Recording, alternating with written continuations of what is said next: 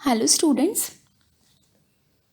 बच्चों, हम सबको बारिश का मौसम बहुत अच्छा लगता है ना। इस मौसम में चारों तरफ हरियाली छा जाती है, पेड़ पौधे हरे भरे हो जाते हैं, नदी नाले पानी से भर जाते हैं। नदी का नाम सुनते ही हमें उसमें उछलने कूदने का मन करता है, लेकिन हम नदी का आनंद नहीं उठा सकते क्योंकि नदी हमारे घर से बहुत ही दूर है। कितना अच्छा होता यदि नदी हमारे घर के सामने बहती।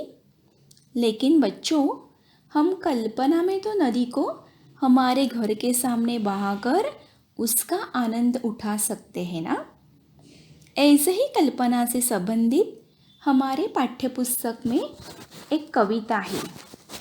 कविता का नाम है नदी कंधे पर। नदी का समानार्थी शब्द है सरिता और कंधा मतलब शोल्डर। प्रस्तुत कविता के कवि है प्रभुदयाल श्रीवास्तव। इनका जन्म हुआ है 4 अगस्त 1944 में धर्मपुरा दमोह में हुआ। ये एक मध्य प्रदेश में गांव है। ठीक है। यह कविता कल्पना पर आधारित है और कवि कल्पना करते हैं कि यदि हम नदी को कंधे पर उठाकर अपने घर ले आते तो कैसा आनंद होता। तो इस कविता में काल्पनिक तरीके से मतलब इमेजिनेशन से बच्चों के मन की भावनाएं मतलब इमोशंस नदी के प्रति क्या है वो बताया गया है। तो बच्चों, चलो देखते हैं पोयम।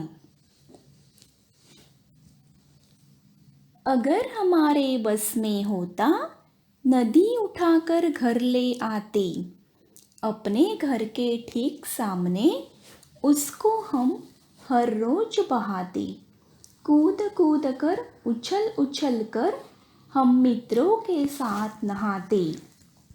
Second paragraph. कभी तैरते कभी डूबते, इतराते गाते मस्ताते, नदी आ गई चलो नहाने, आमंत्रित सबको करवाते। सभी उपस्थित भद्रजनों का नदिया से परिचय करवाते। अगर हमारे मन में आता झटपट नदी पार कर जाते। Last paragraph. खड़े खड़े उस पार नदी के मम्मी मम्मी हम चिल्लाते, शाम ढले फिर नदी उठाकर अपने कंधे पर रखवाते। लाए जहाँ से थे हम उसको जाकर उसे वहीं रख आते। तो चलो बच्चों, अभी हम कविता का सरल अर्थ समझेंगे।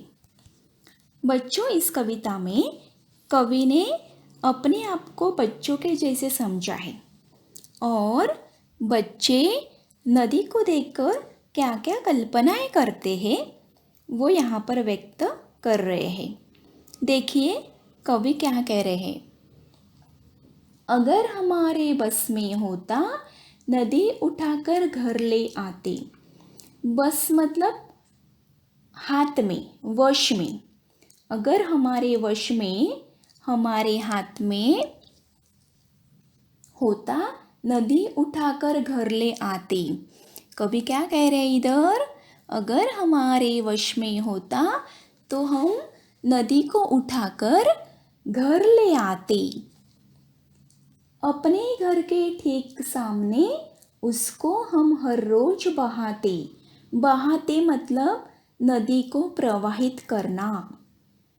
कूद कूद कर उछल उछल कर हम मित्रों के साथ नहाते। मित्र मतलब दोस्त। और जब नदी हमारे घर के सामने बहती तो हम अपने मित्रों के साथ, मित्र मतलब फ्रेंड्स, दोस्त, दोस्तों के साथ उस नदी में कूद कूद कर उछलते और नहाते। नहाना मतलब स्नान करना। Next paragraph. कभी तैरते कभी डूबते, इतराते गाते मस्ताते। यहाँ पर कवि क्या कह रहे हैं? कभी हम नदी में तैरने लगते तो कभी हम डुबकियाँ मारने लगते। इतराते गाते मस्ताते। इतराते मतलब खुश होना, हैप्पी होना। मस्ताते मतलब मस्ती करना। तो कभी कभी खुश होकर गाना गाते और कभी कभी हम मस्ती करते। नदी आ गई चलो नहाने, आमंत्रित सबको करवाते। और जब नदी हमारे घर के सामने आ जाती तो हम क्या करते? हम सबको आमंत्रित करवाते। आमंत्रित करवाना मतलब बुलाना, इनवाइट करना। तो जब नदी हमारे घर के सामने आ जाती तो हम सभी मित्रों को जाकर आमंत्रित करवाते या बुलाते। सभी उपस्थित भद्रजनों का नदिया से परिचय करवाते।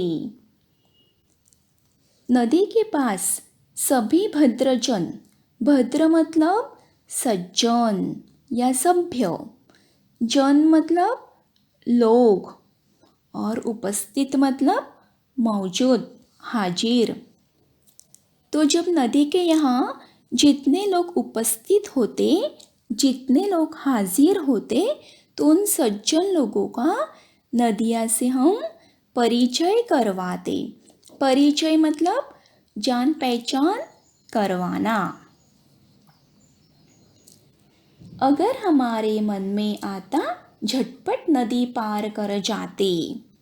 फिर यहाँ कवि कहते हैं कि अगर नदी में खेलते कूदते उछलते मन भर जाता और फिर मन करता तो नदी से हम उस पार चले जाए, तो हम क्या करते? हम झटपट, झटपट मतलब तुरंत नदी को पार करके, नदी को क्रॉस करके नदी के दूसरी तरफ चले जाते।